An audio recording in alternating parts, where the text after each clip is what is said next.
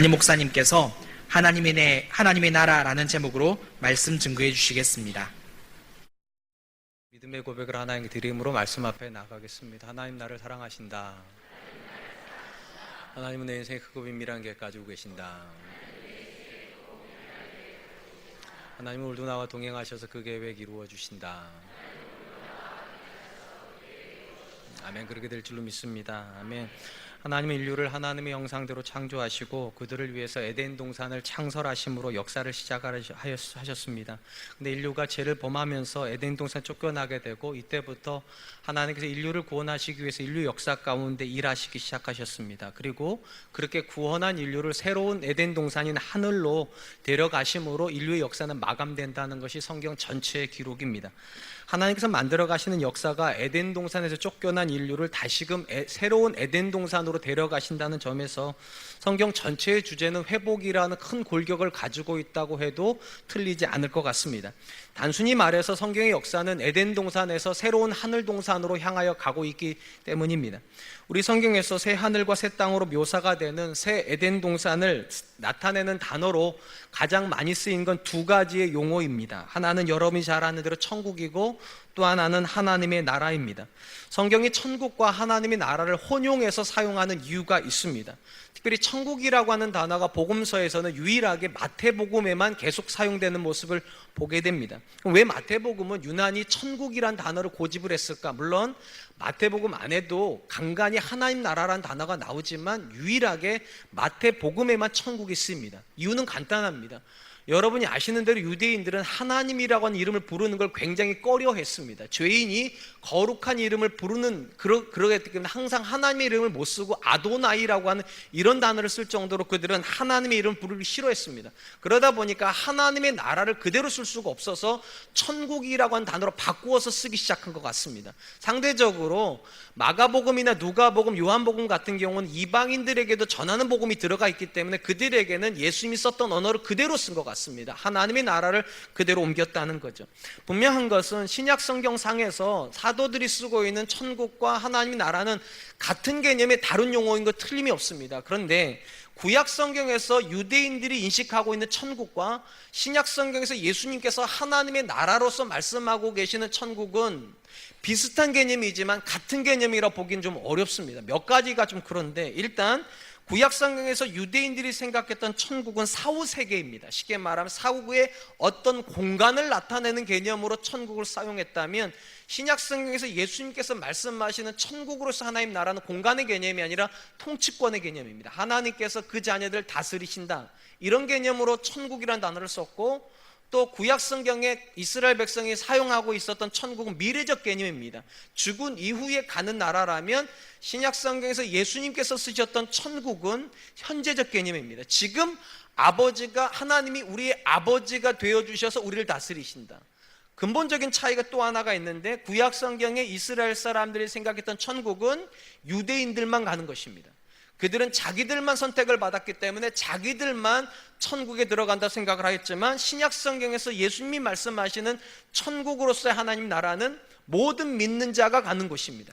확실한 차이가 있죠. 그렇다고 해서 두 단어가 전혀 상관이 없는 건 아닙니다. 하나님 나라와 천국은 아마 가장 단순히 말을 하면 하나님 나라가 가장 완전히 임한 상태가 천국입니다.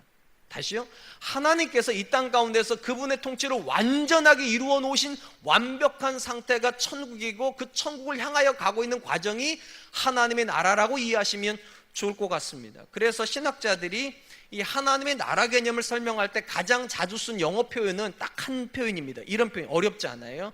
Already but not yet.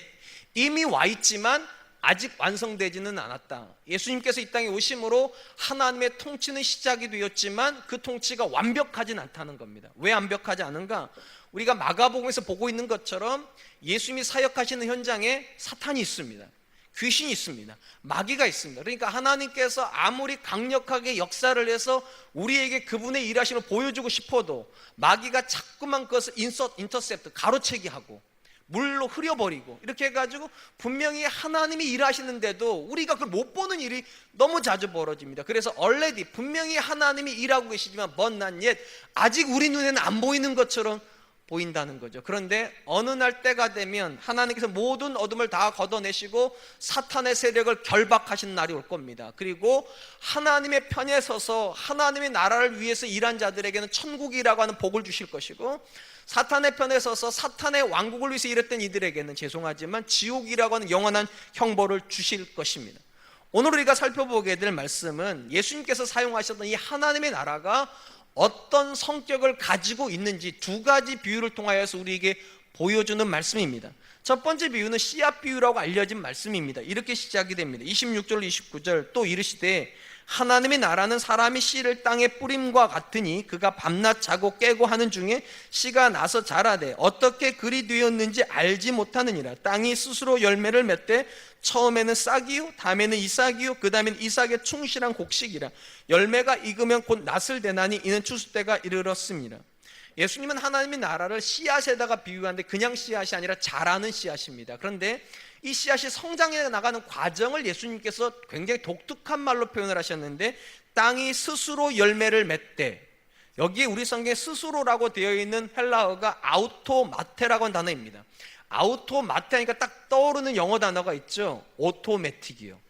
자동적으로 내가 건드리지 않아도 자동적으로 움직이는, 우리는 오토매틱이라고 부릅니다. 여기 본문에서 예수님께서 뭐라고 말씀하시는가? 씨앗이 뿌려지면, 그리고 그 씨앗이 땅에 들어가면 자동적으로 그 다음부터 프로세싱이 진행이 된다는 거예요. 씨앗에서 잎사귀가 나오고, 잎사귀에서 이삭이 나오고, 이삭에서 열매가 맺어지는 이 모든 것이 자연스럽게 이루어진다. 오해하지 마세요. 분명한 건 이 씨앗이 뿌려지기 위해서 농부의 수고가 있었을 겁니다. 밭을 갈았을 것이고, 씨앗을 뿌리고 흙을 덮었을 것이고, 물도 주었을 것이고, 김도 매줬을 것이고, 심지어 비가 안 오면 물까지 떠다가 물을 뿌려줬을 겁니다. 그런데도 성경이 뭐라고 말하는가? 이 농부는 자고 깼는데 어떻게 성장했는지 알지 못한다고. 무슨 말인가? 농부가 수고를 안 한 건 아니지만 씨앗이 성장하는 것의 본질이 농부의 수고는 아니라는 겁니다. 그러니까 하나님 나라 개념에서 가장 중요한 건 뭐냐? 하나님의 나라가 확장될 때 사람의 수고가 없는 건 아닙니다. 분명히 수고합니다. 그런데 가장 본질이 뭐냐? 사람이 수고해서 교회가 성장하는 것 아니고, 사람이 수고해서 하나님 나라가 확장되는 것이 아니라 오직 하나님이 성장하게 하신다는 겁니다. 하나님이 비를 내려주시고, 하나님이 햇볕을 주시고, 하나님이 공기의 순환을 주셨기 때문에 씨앗이 자라는 거라는 겁니다. 이런 예수님의 말씀을 우리가 어떻게 이해를 해야 되는가? 예수님의 사역을 전반적으로 이해를 하면 이 말씀이 어떤 의미인지를 알게 됩니다. 예수님께서 귀신을 내어쫓고 나서 예수님이 귀신을 내어쫓는 사건의 의미가 무엇인지를 이렇게 말씀하십니다. 마태복음 12장 28절 그러나 내가 하나님의 성령을 힘입어 귀신을 쫓아내는 것이면 하나님의 나라가 이미 너희에게 임하였느니라.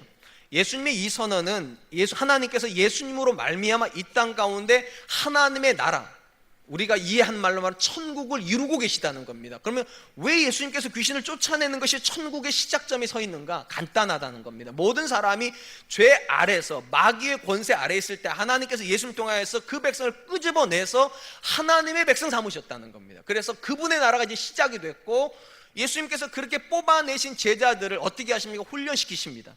그 다음에 어떻게 했는가? 땅 끝까지 보내시면서 내 제자가 되라고, 내 증인이 되라고 선언하셨습니다. 이걸 우리는 선교의 명령이라 부릅니다.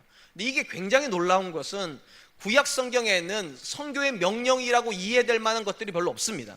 물론 없다는 게 아니라 유대인들은 선교 자체에 대한 개념이 없었습니다. 왜 없었는가? 앞에서 말씀드렸듯이 천국을 누구만 간다고 생각했는가?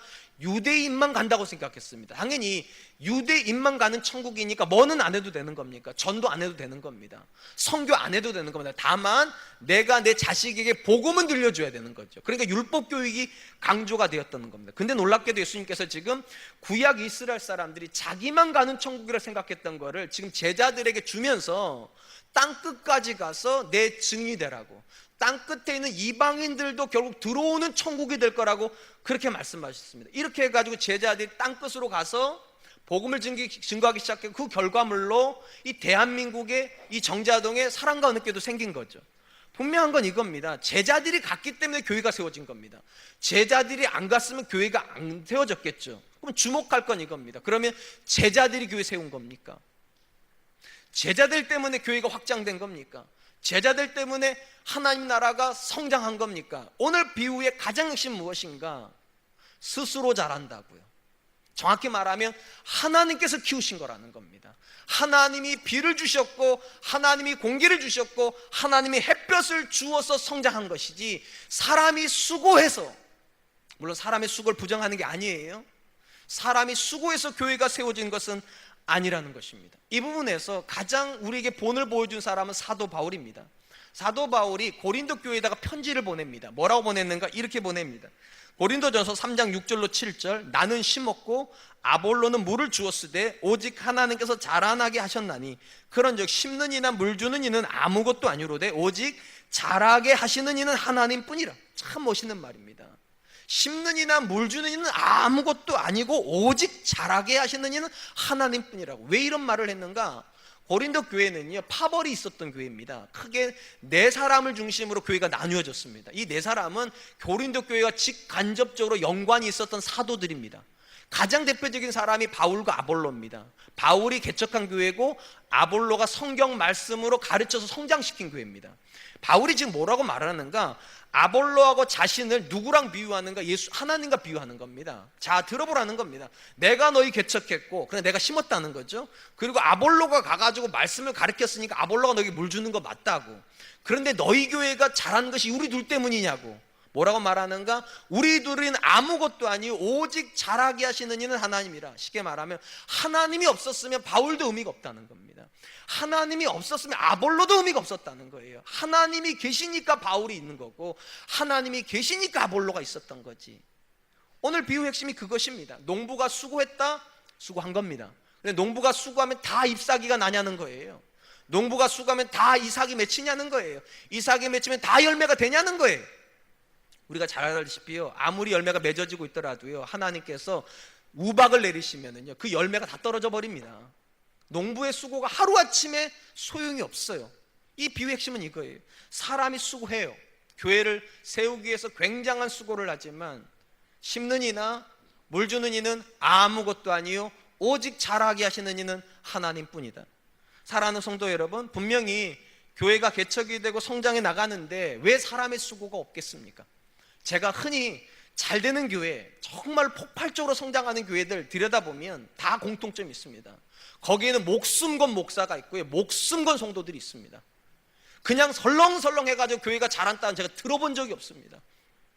여러분들이 이전에 있었던 교회도 매일같이 나가셨다고 제가 들었어요. 매일같이 파전 붙이러 나가시고 매일같이 버스 타고 나가서, 여러분 그랬으니까 교회가 성장을 하지, 가만히 있는데 성장하는 교회는 없습니다. 그런데 중요한 건 이겁니다. 분명히 사람이 수고해서 교회는 세워지고 수고했고 피땀 흘려서 교회는 성장을 합니다. 그런데 그 교회가 진짜 하나님의 교회가 되려면 그 피땀 흘린 사람이 이렇게 말해야 된다는 거예요. 내가 아니요 하나님이 하신 거라고. 내가 어떻게 그 힘으로 그렇게 했겠냐고. 가끔 권사님들 그런 말이에요. 내가 그때는 어떻게 그런 힘이 났는지 모르겠다고. 밥 3끼 먹고 어떻게 그렇게 하루 종일 돌아다닐 수 있었는지, 정말 하나님께서 은혜 주셔서 했지 지금 하라면 못할 것 같다고. 그게 교회를 세우는 고백이에요.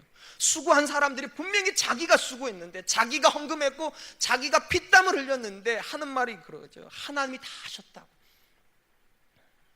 여러분, 한국교회가 지금 침체기로 들어왔습니다.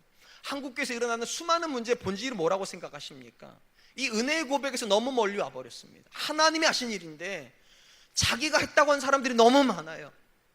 이상하게 한국교회 목사님들 중에는 유난히 교회를 자기 재산으로 생각하는 분들이 많은 것 같습니다. 전 세계 목사님들 중에 가장 집착력이 강한 것 같아요. 왜 그럴까 생각을 해보면 답은 간단합니다. 한국교회 목사님들이 가장 헌신적입니다. 정말 죄송하게도 자기 집에서요, 한 칸 방에서 그걸 교회로 시작하는 분들이에요. 우리 70년대 교회 성장했던 분들 다 그렇게 시작했습니다. 자기 방에서 애들 키울 방도 없는데 거기서 예배드리기 시작했고요, 거기서 목숨 걸고 전도해가지고 교회를 키운 분들이에요. 그러다 보니까 자기 삶이 그냥 교회예요. 교회 빼고는 아무것도 설명이 안 되는 목사님들이 예전에 다 한국교회 목사님들이었습니다. 홍정인 목사님도 저한테 그런 얘기를 하시더라고요. 새벽에 애들 얼굴 한번 만지고 들어가서 저녁 때 애들 잠자는 얼굴 다시 한번 만지는 게 목사 일생이었다고, 일과였다고. 그냥 애들이 아빠 얼굴을 못 보고 컸다고. 그래서 예전에 목사님 아들들이 굉장히 많은 말썽을 일으켰던 이유가 아버지가 없이 자랐으니까. 사실 있는데 남의 아버지 있죠, 남의 아버지. 그러니까 목사님들이 그렇게 교회를 일구다 보니까 그 교회가 자기 분신이에요. 그러다 보니까 자기 소유처럼 주장하는 분들이 너무 많아요. 이해는 되지만 목사님이 자기 소유화시킨 교회에서 하나님의 통치를 느낄 수 있겠습니까? 없습니다. 한국교회는 유난히 개척 멤버라고 하는 홀이 너무 큰 것 같아요. 개척 멤버는 이렇게 얘기하시는 것 같아요. 내가 그 목사님 그 방 한 칸에서 있을 때 내가 1호 성도였다고. 그분이 돌아가셔야지만 교회가 부흥해요. 그 1호 이유가 뭐가 그렇게 중요합니까? 좀 궁금한 거니까 언제까지가 개척 멤버입니까? 몇 년 정도까지 개척 멤버예요? 성도로 따지면 몇 분까지가 개척 멤버입니까? 뭐 한 500명까지 개척 멤버입니까? 한 100명? 한 50명? 한 30명? 자기 나름대로 다 기준이 있더라고. 몇 년도 이전에 개척 멤버 아니라고. 교회가 목사님 자그마한 사택에서 예배 드릴 때까지 그 개척 멤버라고. 그렇게 따지면 여러분 생각해 보세요. 성도의 하나됨이 어떻게 이루어지겠습니까? 목사님 집에서 예배 드린 성도만 개척 멤버고 성전 옮겨가지고 나서부터는 다 뭐 새가족입니까? 다? 입주민들이에요? 이러다 보면 어떤 문제가 벌어지는가? 성령 안에서 힘써 하나됨을 지키라, 이 성경의 본질이 이루어지지를 않습니다. 이상하게 한국교회 안에서는 너무 자기 일을 주장하는 목사님, 너무 자기 일을 주장하는 성도들이 많아요. 저도 알아요. 우리 교회 역사가 짧지만 제가 이래봬도 1대 목사잖아요. 5년 6개월밖에 안 됐는데 1대 목사예요, 제가요. 그러니까 제가 이 얄팍한 마음에도 그런 마음이 들어요, 솔직히요. 그러니까 이런 설교하면서 저도 반성한다니까요. 아무리 그래도 내 거일 수는 없어요. 아무리 여러분들이 최선을 다하고 목숨 바쳐서 5년 6개월 동안 섬겼을지라도 하나님의 교회예요. 이 비유, 씨뿌리, 씨앗의 비유의 핵심 뭔가? 스스로 자라는 거지 내가 키운 거 아니에요. 하나님께서 키우신 것이지 심는 이나 물 주는 이는 아무것도 아니에요. 오직 자라게 하시는 이는 하나님이시라. 이 자리에 계신 분들 중에 혹시 교회 소속되어 계신 분들 계십니까? 교육부서 섬기시거나 성가대 하시거나 아니면 봉사부서에서 각각 섬기시는 분들이 계십니까? 정말 고맙습니다. 여러분들 때문에 교회가 안정화된 거 맞습니다. 근데 여러분 한 번만 생각해 보세요. 여러분들이 지금 소속된 그 자리에서 여러분들은 어떤 모습을 하고 계십니까? 새로운 교사가 들어옵니다. 연초되니까 지원을 해가 들어왔어요. 기존 교사들이 탁 앉아가지고 면접을 보는 것 위아래 훑어봅니다. 그리고 나서 반배정을 하는데 정말 우리 교회가 정말 좋은 교회라면 가장 좋은 반을 그분에게 줘야죠. 처음 하는 분이니까 가장 좋은 아이들을 줘야 되는 거 아니겠습니까? 근데 가장 좋은 아이들은 베테랑이 가져가시고, 여러분 그거 학교에서 하는 거예요. 여러분 학교에 가면 베테랑이 제일 쉬운 애들 하고요, 처음 온 선생님이 제일 어려운 애들 해요. 5, 6학년 모르세요? 여러분 주차 안내 처음 오셨어요. 어떻게 주차 안내하는지도 몰라요. 그러면 가장 쉬운 데 시켜드려야죠. 그죠? 그래야 익숙할 거 아니겠습니까? 우리 교회는 그런 줄을 믿습니다. 성가대 누가 새로 들어왔어요. 가장 편한 자리에 앉혀드려야죠. 그래야죠. 처음 성가하는데 어떻게 알겠어? 언제 시작송 들어간지 모르는데 잘하는 사람 옆에 붙여놔야지. 따라라도 부르죠. 우리 교회가 그럽니까? 내가 있는 그 자리에서 새로 들어온 사람이 조금이라도 빠르게 적응할 수 있도록, 내가 집사님 여기 앉아, 집사님 아무도 모르는데 혼자서 밥 먹기 미안하지, 먹을 줄 맞아, 나는 많이 하니까 집사님 여기 앉고 내가 저기 가서 밥 먹을게, 이런 교사들만 나오면 새가족 교사합니다. 이런 사람만 나오면 누구라도 성가대 앉아가지고 봉사하고 싶어져요. 근데 언제부턴가 한국교회는 새로운 사람이 들어와서 적응하기 너무 힘든 교회예요. 너무 텃세를 부리니까. 우리 교회가 그렇다는 얘기가 아니에요. 사랑하는 성도 여러분, 한 번만 생각해 보세요. 교회 본질이 뭡니까? 교회 본질은 선교고 전도입니다. 땅 끝까지 이르러 내 증인이더라. 이게 교회 본질인데, 선교를 위해서 새 가족이 들어왔는데 그 새 가족이 정착을 못한 그게 교회이겠습니까? 오늘 본문에서 예수님이 강조하는 게 그겁니다. 하나님의 나라 확장은 내가 시키는 거 아니라는 겁니다. 하나님이 시키시는 거예요. 마치 내가 이 교회를 세운 것처럼, 마치 나 없으면 교사가 안 되고, 나 없으면 봉사가 안 되고, 나 없으면 성가대가 안 되는 것처럼, 그렇게 있으면 씨앗은 다 죽어버린다는 겁니다. 사랑하는 성도 여러분, 저는 우리 사랑과 은혜교회가 절대로 사람이 아닌 거룩한 사람만 모인 것이 아니기 때문에 때로는 기득권이 있을 수도 있다 생각을 합니다. 그리고 그 안에서 수고한 사람들이 있으니까 내가 개척 멤버로 말할 수도 있다고 생각을 해요. 근데 잠시 그 생각하다가도 뉘우치십시오. 그리고 내가 이런 생각을 하면 교회가 어려움 당하지, 내가 이런 생각을 하면 교회가 성장 못하지, 나를 비워내야지, 새 가족이 왔을 때 내 자리 차지하게 해줘야지, 내가 그 사람한테 가장 좋은 거 주고 내가 뒤로 가야지. 저는 우리 사랑과 은혜교회가 그런 교회 되었으면 정말로 좋겠습니다. 예수님께서 지금 첫 번째 비유를 가지고 뭐라고 말씀하셨는가? 하나님의 나라는 사람이 세우는 게 아니라 하나님께서 스스로 이루어 가신다고. 그 다음에 두 번째 비유 핵심은 이것입니다. 얼마만큼 그 교회가, 그 하나님 나라가 폭발적으로 성장해 나가는가, 그 확장성에 대한 이야기가 두 번째 비유입니다. 30절로 32절. 또 이르시되 우리가 하나님의 나라를 어떻게 비교하며 또 무슨 비유로 나타낼까?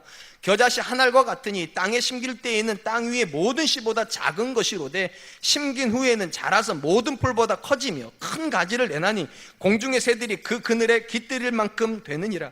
흔히 우리가 겨자씨 비유라고 하는 이 비유는 오해가 한 가지 하면 안 되는 부분이 있습니다. 여기 예수님께 이렇게 말씀하세요. 땅 위의 모든 씨보다 작은 것이라는 표현을 쓰셨는데, 많은 분들 중에 이렇게 생각하실 수도 있어요. 여러분 겨자씨 보신 분 계십니까? 이 겨자씨가 흔히 이런 말을 하죠. 눈꽃만 하다고. 정말 눈꽃만 합니다. 그래서 그걸 떼가지고 손으로 올려놓으면 안 보입니다. 그래서 주로 어떻게 하는가, 종이에다가 스카치 테이프로 붙여가지고 보여줘야 아 이게 씨앗이구나, 그 정도로 작아요. 그런데 여러분, 그 씨앗보다 더 작은 씨앗이 있을까요 없을까요? 있을 수 있을까요 없을까요? 있을 수 있어요. 그러면 이렇게 말하면 안 되죠. 아 예수님 틀리셨네, 과학적으로 더 작은 씨가 있는데. 그런 게 아니라 이건 비유예요. 쉽게 말하면 그 당시 사람들의 개념에서 가장 작은 씨앗은 겨자씨예요. 만약에 겨자씨보다 더 작은 씨앗이 그 당시 사람들이 알았다면 그걸 가지고 예수님 말씀하셨을 거예요. 그러니까 뭐 성경을 가지고 과학이랑 충돌시킬 필요는 없습니다. 일단 중요한 건 그 당시 사람들 생각에 겨자씨는 가장 작은 씨앗입니다. 그런데 왜 예수님께서 이 겨자씨를 하나님의 나라랑 비교를 시켰는가? 이 겨자씨가 굉장히 작은데요, 이게 심기우고 나면 그 작음이 무색할 만큼 커진다는 겁니다. 우리 성경이 나무처럼 묘사가 되어 있지만 엄밀히 말하면 식물입니다. 풀이라는 얘기입니다. 이게 1, 2년 정도 되면 어느 정도 크는가? 3m에서 4m 정도가 그렇게 큰다는 겁니다. 그러니까 처음에는 분명히 눈꽃만 했는데 얘가 들어가가지고 그런 나무가 됐다는 게 믿어지지가 않을 만큼 그 정도로 성장이 된다는 거예요. 왜 예수님께서 이런 이야기를 하셨을까? 여러분 예수님의 사역을 한 번만 생각해 보세요. 예수님은 로마에서 태어나신 분이 아닙니다. 그 당시 로마가 정복 국가였죠. 그리고 이스라엘은 피정복 국가입니다. 상식적으로 생각을 해보면 예수님께서 이 땅 가운데 힘있게 사역을 하려면 로마의 황제로 태어나셨거나 아니면 귀족의 집안으로 태어나셔가지고 군대를 가지고 가서 복음을 증거하셨다면 정말 화려한 복음 사역을 하셨을 겁니다. 그러면 그건 나무예요. 그건 진짜 화려한 나무예요. 그런데 예수님이 어디서 태어나셨는가? 피정복 국가인 이스라엘에서, 그것도 중심지인 예루살렘이 아니라 베들레헴에서 태어나셨다가 또 어디로 가버리셨습니까? 깡촌으로 가셔서, 그게 나사렛이에요. 그 다음에 활동은 주로 어디서 하셨는가? 최북단인 갈릴리에서 하셨어요. 상식적으로 생각을 해보세요. 진짜 풀이에요. 풀뿌리예요. 화려한 나무일 수 있으셨던 분이 이 땅에 풀처럼 오셨다는 이야기입니다. 그리고 그분이 하신 일이 상당히 이해가 안 돼요. 왜냐하면 예수님의 개념 속에는 이미 땅끝까지 이르는 전도의 개념이 들어가 있다면, 여러분 저 같으면 사람을 뽑을 때 글로벌한 인재를 뽑을 것 같아요. 왜냐하면 땅끝으로 가가지고 언어를 배우려면 똑똑한 사람이 해야 되는 거 아니에요? 뭔 말인지 못 알아들으세요? 이스라엘 사람들에게만 전도할 거라면 뱃사람도 괜찮아요. 그런데 땅끝에 가가지고 이방인의 언어로 전도를 하려면 똑똑하고 글로벌한 인재를 뽑으셔야 될 텐데, 놀랍게 누굴 뽑아 놓으셨는가? 뱃사람을 뽑아 놓으셨어요. 더더군다나 누구까지 세리까지 뽑아 놓으셨어요. 그리고 그들에게 땅끝까지 가라니까, 제가 보면 이건 절대로 전략적이지도 않고 도대체 이걸 가지고 뭐가 될까 싶어요 사실은.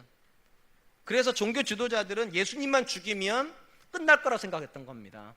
주님만 죽이면 그 무식한 것들이 뭐 할 수 있겠다 생각했겠어요. 그러니까 주님만 죽이면 하나님의 나라 운동은 끝날 거라 생각하는, 놀랍게도요, 주님께서 갈릴리에서 뽑아놓은 그 풀뿌리 같은 제자들에게 심겨놓은 그 눈꽃만한 복음이요, 로마를 정복해버립니다.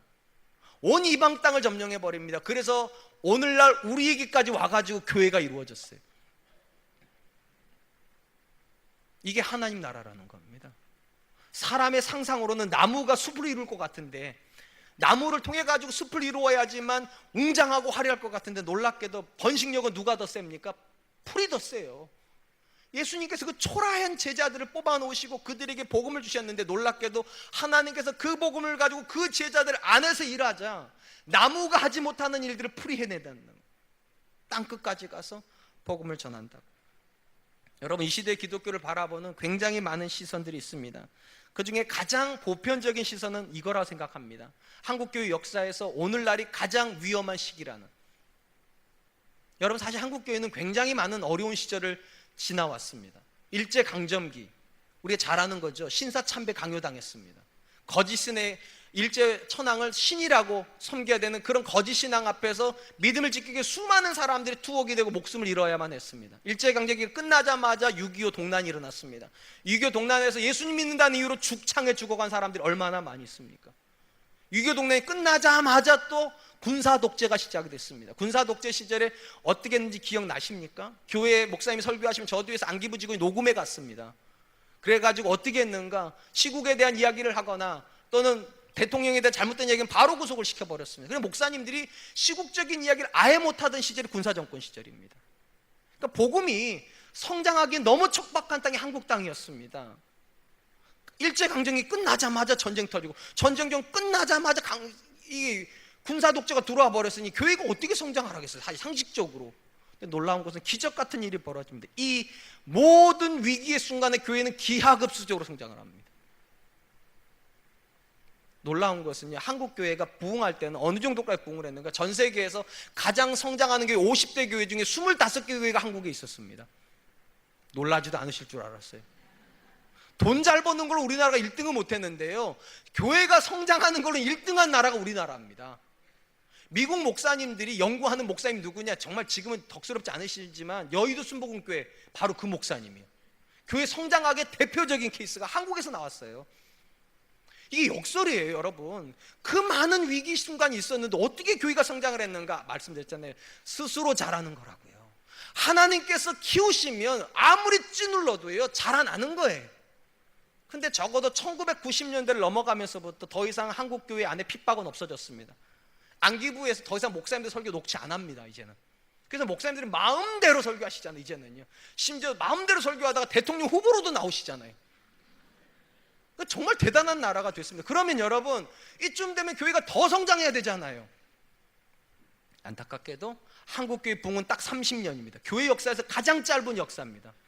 30년의 부흥을 기점으로 꼬꾸라져 버려서 지금 우리의 오늘 이 모습으로 전락해 버렸습니다. 그렇다면 왜 이런 일이 벌어졌을까요? 그 어려운 시절을 다 뚫고서 일제강점기도 살아남았고, 6.25 동란에서도 믿음으로 이겨냈고, 군사독재 속에서도 오직 믿음으로 이겨냈던 이 한국교회가 왜 이 자유의 시절에 이렇게 꼬꾸라졌을까? 오늘 이 두 가지 비유의 핵심은 딱 하나입니다. 씨앗이 생명력이 있으면 하나님이 키우십니다. 아무리 초라한 씨앗도 생명력이 있으면 하나님께서 3m, 4m를 끼워서 마치 풀인데도 나무처럼 돼가지고 새들이 깃들일 만큼 키우십니다. 그런데 그 씨앗이 화려하긴 하지만 생명력이 없으면 하나님 못 키우십니다. 저는 거기에 답이 있다고 생각합니다. 한국교회가 화려해졌습니다. 목사님들의 학벌이 진짜 장난이 아니에요.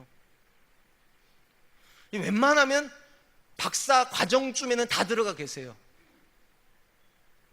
외국에서 석박사 안 하고서 이력서 쓰는 사람은 이제 거의 없어요. 오죽하면 저는 한국에서밖에 안 나왔거든요. 그래서 제가 총신대학교 총신대학원 나왔는데, 저는 이력서 쓸 때 총신을 영어로 써야 되나 생각을 해서 CHO 다 영어 쓰니까 저도 하나 써야 될 것 같아요. 그래서 그래야 될 만큼 갈등을 느낄 만큼 한국교회가 굉장한 학벌을 자랑합니다. 진짜 어마어마한 학벌을 가지고 있는 목사님 많습니다. 교회들이 화려해졌습니다. 정말 교회가 들어가면 커피 냄새 나고 빵 냄새 나고 도서실처럼 음악도 틀어주고 성도들이 와서 하루 종일 거하셔도 불편하지 않을 정도로 화려해진 것도 사실입니다. 그런데 언제부턴가 한국교회 안에서 선포되지는 말씀 안에 생명이 있는가? 생명이 없다는 증거가 뭔가? 한국교회의 말씀이 성도를 못 바꿔요. 바뀌는 사람들이 안 나와요. 생명력이 없는 말씀이에요. 생명력이 없는 말씀이 떨어지면 하나님도 어떻게 못하는 겁니다. 죄송해요, 이렇게 말씀해서. 썩은 씨앗을 가지고 어떻게 열매를 맺습니까? 이 본문 핵심은 그거예요. 하나님께서 씨앗을 주시면 아무리 작은 씨앗, 하나님이 주신 씨앗은 심기기만 하면 하나님께서 키우신다는 거예요. 그래서 그 키우는 게 얼마나 놀랍든지 풀인데도 나무처럼 성장하게 한다고. 갈릴리 어부들이 종교 지도자들을 부끄럽게 만드는 이런 기적과 같은 일이 일어나는데, 정말 죄송하게도 언제부턴가 한국교회 안에서 씨앗들이 건강하지가 않습니다. 여러분, 한국교회 성장 어떻게 해석을 하십니까? 많은 분들이 다양한 이유를 이야기를 하세요. 그런데 저는 딱 하나라고 생각합니다. 저의 어머니 또는 그 할머니 세대까지 올라가서 어머니와 할머니 세대가 뿌려놓은 기도의 열매입니다. 간단해요. 정말 예전에는 목숨 걸고 신앙생활하는 분들이 많았습니다. 그게 우리 할머니 세대들이었고 우리 어머니 세대들이죠. 그분들이 열매를, 씨앗을 뿌려줘가지고 자라서 지금 우리가 열매를 딴 게 한국의 성장입니다. 그럼 오늘날 초라함은 뭐냐? 우리가 뿌려놓은 씨앗을 이제 걷고 있는 겁니다. 정말 죄송한데 이 자리에 계신 분들 중에서 자기 자녀가 예수님 믿는 사람 얼마나 있으십니까? 교회 다니시는 분이요. 손 들으실 필요는 없어요. 아마 이 시대 크리스찬들, 특별히 성인 크리스찬들에게 가장 아픈 손가락이 믿지 않는 자녀의 문제일 겁니다. 통계가 그대로 대변해 주죠. 성인들이 교회 다니는 퍼센테이지는 및 전체 인구의 18%. 이게 어른 비율이랍니다. 그러면 청년들은 몇 프로인가? 3%. 어른이 6명 다닐 때 청소년과 청년은 1명 다닌다는 얘기입니다. 그러니까 저와 여러분들은 우리 부모 세대가 뿌려놓은 씨앗이라면 3%의 자녀들 우리가 뿌려놓은 씨앗들입니다. 왜 이런 일이 벌어졌을까? 더 좋은 시절에 우리가 키우잖아요. 더 좋은 거 먹이고 더 좋은 거 제공해주면서 더 좋은 교회에서 신앙생활을 시키는데 왜 우리 자녀들은 우리만큼 이렇게 뜨겁지 못할까요? 저는 이유는 간단하다고 생각합니다. 오늘 우리가 계속 찬양했는데요, 여호와가 나의 목자시 내게 부족함이 없으리로다. 이걸 간단히 요약을 하면 복음이면 충분하다, 이걸 못 믿어요. 예수님이면 충분하다는 이 사실을 못 믿습니다. 하나님이면 된다는 이 사실을 못 믿습니다. 예전에 우리 부모 세대, 할머니 세대들에게는요, 아버지 세대도 마찬가지입니다. 예수쟁이들이 정말로 많았습니다. 예수 때문에 죽고 예수 때문에 살고 다른 거 아무것도 없어도 예수님 때문에 행복하다고 말하는 부모 세대가 있었어요. 우리에게요. 그분들이 키우는 세대가 저거 여러분들입니다. 근데 우리 자녀들에게 우리는 예수 때문에 죽고 살고를 못 보여주죠. 오히려 이렇게 하지 않습니까? 예수님 믿어야 돼. 믿어도 좋은 대학은 가야 돼. 예수님 믿어도 성공은 해야 돼. 예수님 믿어도 부자 돼야 돼. 이게 여기까지는 좋은데 어느 시점 되면 어디까지 가는가? 성공하고 예수님 믿어도 돼. 대학교 간 다음에 예수님 믿어도 돼. 결혼하고 나서 예수님 믿어도 돼. 여기까지 가버립니다. 복음의 생명력이 없어요. 타협이 되는 예수님이라면, 시간 속에서 뒤로 미루고 나중에 믿어도 되는 예수님이라면, 우선순위에 제일 앞에 올 수 없는 예수님이라면 그 씨앗은 절대로 열매 못 맺습니다. 여호와가 나의 목자시니 내게 부족함이 없으리로다. 나를 떠나서 너희가 아무것도 할 수 없습니다. 이런 복음이라야 목숨 걸고 하나님 붙잡는 거고요, 목숨 걸고 붙잡아야 하나님께서 그 자녀 안에서 일을 하시고, 그래야지만 열매가 맺어지죠. 아무리 작은 씨앗도, 아무리 티끌 같은 씨앗도 하나님이 심은 씨앗이라면 거기서 나무처럼 자라고 새가 깃들인다. 제가 복음의 능력을 가장 잘 보여주는 말씀이라고 생각하는 것은 이 말씀입니다. 고린도전서 1장 26절 29절 형제들아 너희를 부르심을 보라. 육체를 따라 지혜로운 자가 많지 아니하며 능한 자가 많지 아니하며 문벌 좋은 자가 많지 아니하도다. 그러나 하나님께서 세상에 미련한 것들을 택하사 지혜 있는 자들을 부끄럽게 하려 하시고 세상에 약한 것들을 택하사 강한 자들을 부끄럽게 하려 하시며 하나님께서 세상에 천한 것들과 멸시받는 것들과 없는 것들을 택하사 있는 것들을 폐하려 하시나니 이는 아무 육체라도 하나님 앞에 자랑하지 못하게 하려 하심이라. 예수님께서 이 땅에 계실 때 왜 그렇게 초라한 사람들만 불러가 제자를 삼으셨는가? 그리고 이후에 교회가 세워질 때 왜 하나님께 그렇게 약하고 못나고 못 배우고 부족한 사람들만 데려다가 교회 안에다 세우셨는가? 이건 간단해요. 하나님이 하실 거니까요. 내가 하는 게 아니라, 내 자녀가 하는 게 아니라 하나님이 그 자녀 안에서 일하실 거고, 하나님이 우리 가정 안에서 일하실 거고, 하나님께서 우리 교회 안에서 일할 것이기 때문에 우리가 화려할 필요 없다는 겁니다. 내가 능력이 있을 필요 없다는 거예요. 그렇다 말해가지고 절대 오해하지 마세요. 능력이 있으면 교회 다니지 말라는 뜻이 아니에요. 중요한 건 내가 능력이 있기 때문에 내 자녀가 잘 크는 거 아닙니다. 우리 가정이 행복하기 때문에 우리 자녀들이 믿음 안에 있는 거 아닙니다. 하나님의 가르침은 이거예요. 아무리 초라해도 내 자녀 안에 하나님만 있다면, 아무리 초라해도 우리 가정 안에 복음만 있다면, 아무리 초라해도 우리 교회 안에 하나님을 향한 믿음의 고백만 있다면 그거면 족하다는 거예요.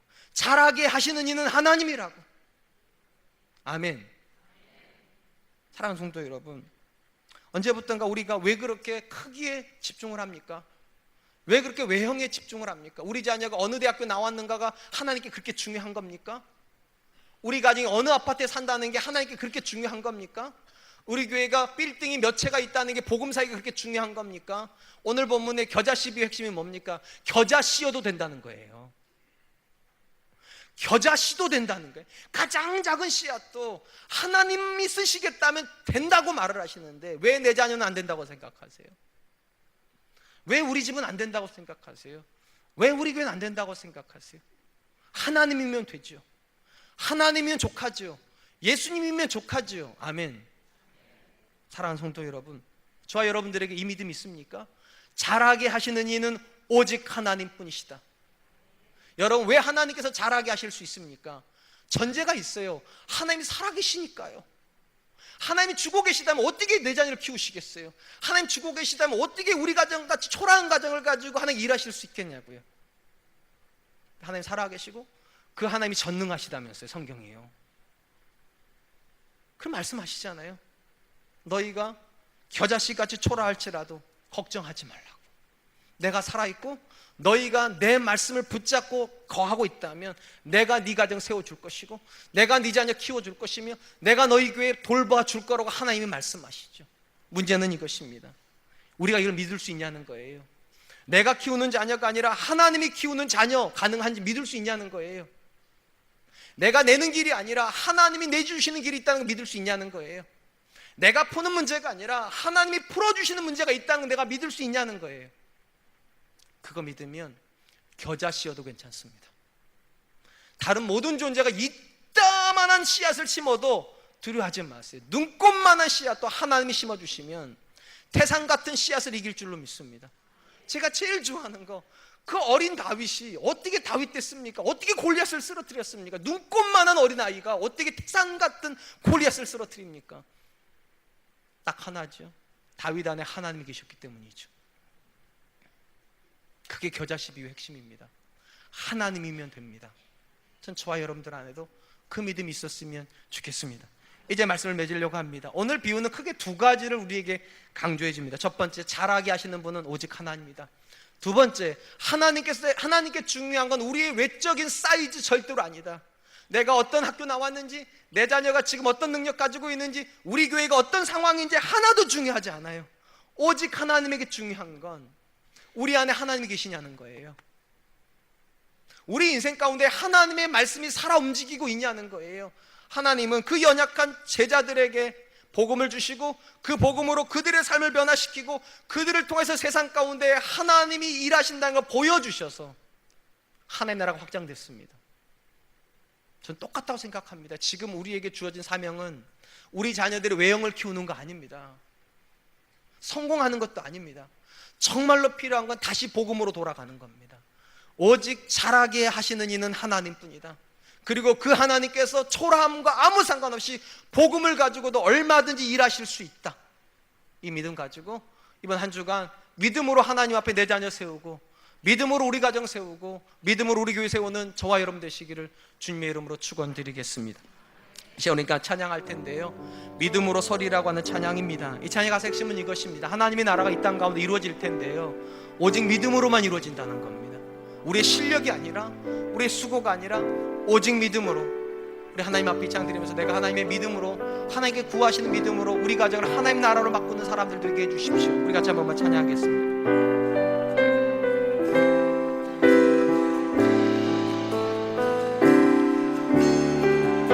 이곳에 임하신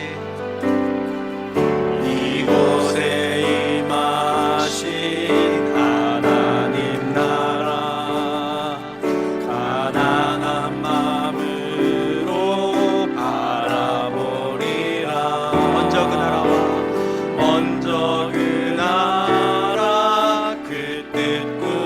기도하며 나의 삶 드리리. 주님이 맡기신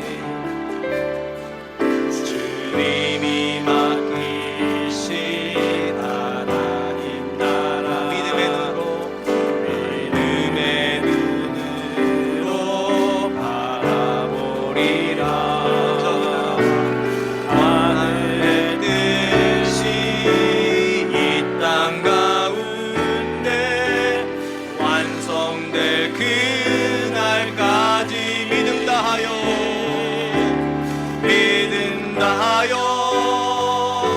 그 위에 서리라. 하나님의 나라는 무너지지 않으리. 믿음 다하여 그 나라 세워가리라. 주님 곧 오실 때까지 믿음 다하여 믿음 다하여 그 위에 서리라. 하나님의 나라는 무너지지 않으리. 믿음 다하여 그 나라 세워가리라. 주님 곧 오실 때까지. 사랑하는 성도 여러분, 오늘 두 가지 비유가 우리에게 요구하는 건 간단합니다. 우리에게 믿음이 있냐는 겁니다. 심는 자도 아무것도 아니고 물 주는 자도 아무것도 아니라 오직 자라게 하시는 하나님이시고, 그 하나님이 자라게 하시면 절대로 그 나라는 쇠하지 않습니다. 또한 그 하나님께서 우리 자녀를 쓰시기를 원하신다면 그 자녀의 초라함은 아무 문제가 되지 않고, 그 하나님께 우리 가정에 복을 주시기를 원하신다면 우리 남편의 실력은 아무 문제가 되지 않을 것이며, 그 하나님께서 우리 교회를 사용하기를 기뻐하신다면 우리 교회 사이즈는 아무 문제도 되지 않을 겁니다. 오직 중요한 건 내가 하나님 앞에 어떤 믿음을 가지고 있는가입니다. 이 시간에 기도했으면 좋겠습니다. 하나님, 우리 가정의 주인이 하나님이십니다. 내 자녀 인생의 주인도 하나님이십니다. 우리 교회의 주인도 하나님이십니다. 오직 하나님께서 영광 받으시는 가정과 교회 되게 하여 주시고, 오직 하나님께서 자라게 하시고 하나님께 키우시는 그런 자녀와 교회가 되게 하여 주시옵소서. 우리가 하나님 앞에 믿음을 드리는 사람 되게 해달라. 우리 같이 한 번만 기도하도록 하겠습니다. 기도하겠습니다.